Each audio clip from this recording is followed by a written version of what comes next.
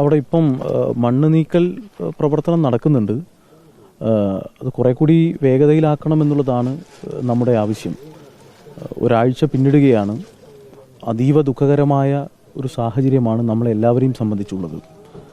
നമ്മളിപ്പോൾ ആവശ്യപ്പെടുന്നത് കർണാടക ഗവൺമെൻറ്റും കേന്ദ്ര ഗവൺമെൻറ്റും സാധ്യമായ എല്ലാ മാർഗങ്ങളെയും ഉപയോഗപ്പെടുത്തി നമ്മൾ മുന്നോട്ട് വെക്കുന്ന ഈ കാര്യങ്ങൾ ഗൗരവപൂർവ്വം പരിഗണിച്ച് നമുക്കുണ്ടായ ഈ വലിയ പ്രശ്നത്തിന് പരിഹാരം കാണാൻ ശ്രമിക്കണമെന്നുള്ളതാണ്. തീർച്ചയായും ഇവിടെ പ്രതികൂലമായൊരു കാലാവസ്ഥയാണ്. ഞങ്ങൾ ആ സ്പോട്ടിൽ പോയിരുന്നു. വലിയൊരു അപകടമാണ് ഉണ്ടായിട്ടുള്ളത്. അതിൻ്റെ എല്ലാം ഭീകരത നമ്മൾ നേരിട്ട് കാണുകയാണ്.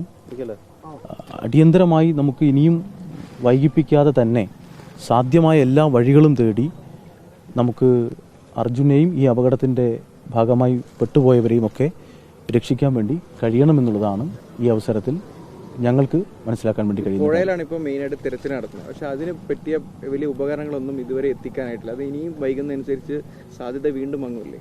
ഞങ്ങളിപ്പം ബഹുമാനപ്പെട്ട ജില്ലാ കലക്ടറുടെ അടുത്തേക്ക് പോകുന്നുണ്ട്. അപ്പം ഇതുവരെ നടത്തിയ നടപടികളെ സംബന്ധിച്ച് അതിൻ്റെ വിശദാംശങ്ങൾ അറിയാൻ വേണ്ടി ശ്രമിക്കുന്നുണ്ട്.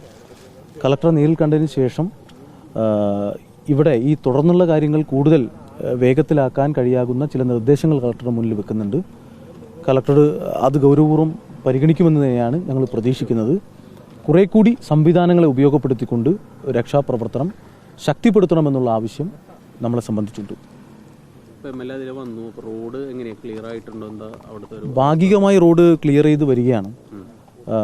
റോഡ് ക്ലിയർ ചെയ്യുന്നതിനേക്കാൾ അപ്പുറം കുമിഞ്ഞുകൂടിയ മണ്ണ് നീക്കം ചെയ്യാനുള്ള നടപടിയിലേക്ക് പോകണം.